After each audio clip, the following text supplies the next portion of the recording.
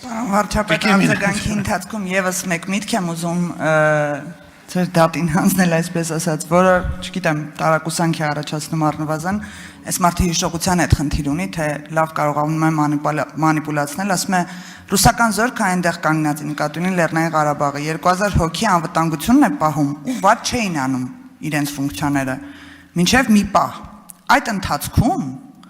Հայաստանի ղեկավարը գնում է Պրահա եւ ասում է ընդունում եմ Ադրբեջանի կազմում ու ռուսների հետ չի բանակցում, տեղակել չի պահում։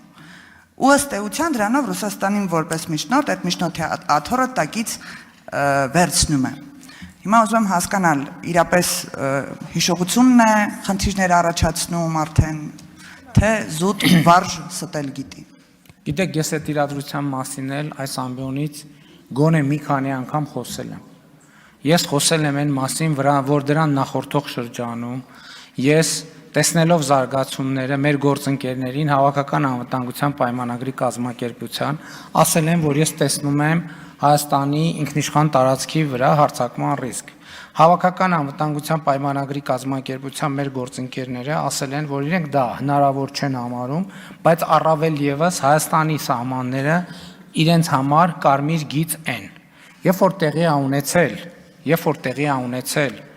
2022 թվականի սեպտեմբերյան պատերազմը, երբ որ Հայաստանի տարածք ներխուժում է տեղի ունեցել, ընդ որում դա առաջինը չի եղել։ Եկեք վերադառնանք, դրանից առաջ եղել է 2021 թվականի նոյեմբերի իրադարձությունները, դրանից առաջ եղել է 2021 թվականի մայիսի իրադարձությունները։ Ես այդ երկխոսությունը, ես ձեզ ուղիղ եմ ասում, համարել եմ Հայաստանի Հանրապետության համար անհարգալից եւ ես այո որոշում եմ կայացրել, որ Հայաստանի կառավարությունը պետքա ճանաչի Հայաստանի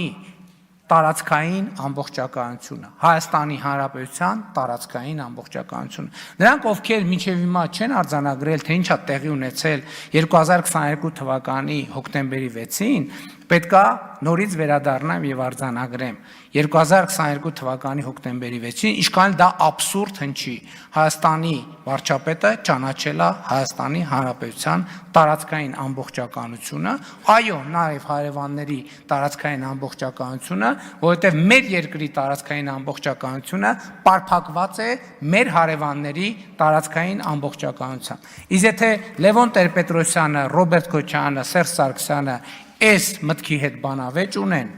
ուղիղ եթերում հրավիրում եմ, շարունակում եմ նրանց հրավիրել բանավեճի։ Երբ որ ընդհանրապես, գիտեք, որևէ մի բան են ասում, հերթական սարսափազդու կամ հիմար միտքն են արտահայտում մեր հարգելի գործընկերները, ուրեմն առաջին ռեակցիան իմացեք։ Եկեք ձեր խելոք, հիմար, իմաստուն, ոչ այդքան մտքերը հավաքեք, եկեք կանգնենք։ Ընդ որում տեսեք, չէ, ազնիվ բան եմ, չառաջարկում, մեկը ընդդեմ 3-ի։